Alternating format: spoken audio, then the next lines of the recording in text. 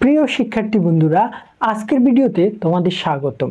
বন্ধুরা, তোমরা যারা 2025 সালে এইচএসসি পরীক্ষায় বোর্ড চ্যালেঞ্জ করেছ, তোমাদের সবার জন্য রয়েছে সুখবর।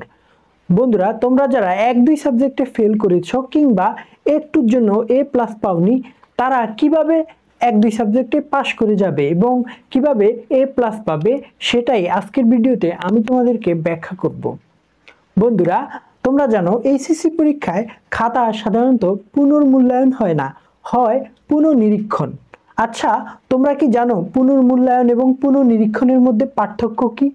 বন্ধুরা, পুনর্মূল্যায়ন হলো এমন একটি পদ্ধতি যেখানে কিনা খাতাকে আবার মূল্যায়ন করা হবে, অর্থাৎ খাতা শিক্ষক আবার দেখবেন এবং দেখে আবার নতুন করে তোমাদেরকে মার্কস দিবে।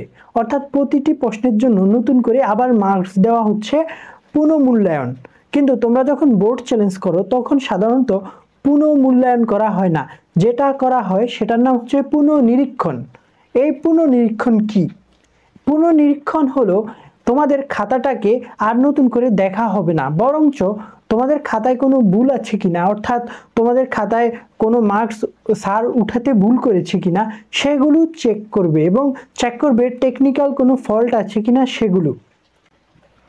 তো বন্ধুরা, পুনর্নিরীক্ষণ পদ্ধতিতে তোমাদের খাতার মার্কস 4 ভাবে কিন্তু বেড়ে যেতে পারে। অর্থাৎ তোমাদের স্যাররা বা বোর্ডের কর্মকর্তারা বা কর্মচারীরা 4টি ব্যাপার দেখবে, চেক করে দেখবে। দেখার পর তোমাদের মার্কস কিন্তু অনেকেরই বেড়ে যেতে পারে। তো সেই 4টি ব্যাপার কি কি আজকে আমি তোমাদেরকে এখন বলতেছি। প্রথম ব্যাপার হলো নাম্বার যোগে ভুল আছে কিনা সেটা চেক করে দেখবে। অর্থাৎ বন্ধুরা, তোমাদের টিচাররা যখন খাতাটি মার্কস দিয়েছিল তোমাকে, প্রতিটা প্রশ্নের জন্য কিন্তু আলাদা আলাদা মার্কস দিয়েছিল এবং পরবর্তীতে সেই মার্কসগুলো কিন্তু যোগ করা হয়েছিল। তো অনেক সময় দেখা যায় এই মার্কসগুলো যোগ করার সময় ভুল হয়, আর ভুল হলে অনেকের মার্কস কিন্তু কমে যায়।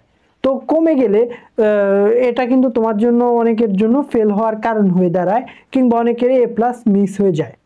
তো এই যোগে ভুল হয়েছে কিনা, যোগ করায় ভুল হয়েছে কিনা, সেটাই কিন্তু তোমরা যখন বোর্ড চ্যালেঞ্জ করবা সেটা দেখা হবে যে কারো যোগে কোনো ভুল হয়েছিল কিনা। তোমরা বোর্ড চ্যালেঞ্জ করার পর দ্বিতীয় নাম্বারে তোমাদের যে বিষয়টি দেখা হবে সেটা হলো তোমাদের উত্তরপত্রের কোনো প্রশ্নের উত্তরে স্যার মার্কস দিতে ভুল করেছেন কিনা, অর্থাৎ মার্কস না দিয়ে চলে গিয়েছেন কিনা। অনেক সময় স্যাররা যখন খাতার পৃষ্ঠা উল্টায় তখন 1-2 পৃষ্ঠা স্কিপ করে ভুল করে চলে যায়, বা একটা প্রশ্নের অ্যান্সারে মার্কস না দিয়ে কিন্তু ভুলে অন্য অ্যান্সারে মার্কস দিয়ে চলে যায়। ঠিক আছে, এমন হয়ে থাকে। তো তোমরা যখন বোর্ড চ্যালেঞ্জ করেছো তখন তোমাদের এই খাতাটি কিন্তু আবার চেক করে দেখা হবে যে কোনো প্রশ্নে স্যার মার্কস দিতে বা স্যার মার্কস দেয়নি এমন কোনো প্রশ্ন আছে কিনা সেটা কিন্তু চেক করে দেখবে।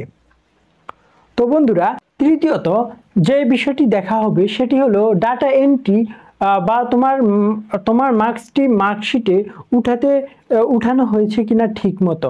অনেক সময় দেখা যায় যে যারা ডাটা এন্ট্রি করে তারা 83 জায়গায় 38 লিখে ফেলে, বা 53 এর জায়গায় 35 লিখে ফেলে, এমন অনেক সময় হয়ে থাকে। হ্যাঁ, তো আবার দেখা যায় হচ্ছে দেখা গেলো 80 জায়গায় লিখে ফেললো 70।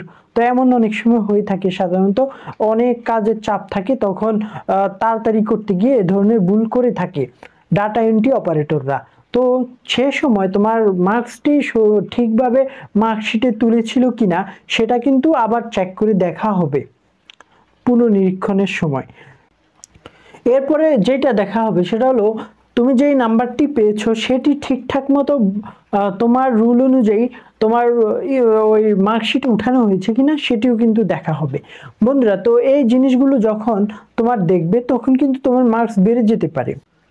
তাই বন্ধুরা, তোমরা যারা বোর্ড চ্যালেঞ্জ করেছো এবং যারা মনে করো যে তোমার আরেকটু ভালো মার্কস পাওয়া উচিত ছিল কারণ তুমি সত্যি ভালো পরীক্ষা দিয়েছো, তাদের চিন্তার কোনো কারণ নেই, কারণ তোমাদের রেজাল্ট অবশ্যই চেঞ্জ হবে। যারা 1-2 সাবজেক্টে ফেল করেছো এবং মনে করো যে ওই 2টি বা 1টি সাবজেক্টে তুমি পাশ করার মতো পরীক্ষা দিয়েছিলে, তাদেরও চিন্তার কোনো কারণ নেই, অবশ্যই তুমি পাশ করবে। তো বন্ধুরা, তোমরা যারা আমার চ্যানেলে নতুন তাদের প্রতি অনুরোধ থাকবে চ্যানেলটি সাবস্ক্রাইব করে সাথে থাকার, আর ভিডিওটিতে একটি লাইক দেওয়ার।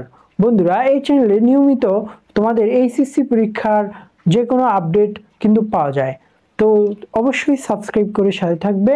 আজকের মতো এই পর্যন্তই। আল্লাহ হাফিজ।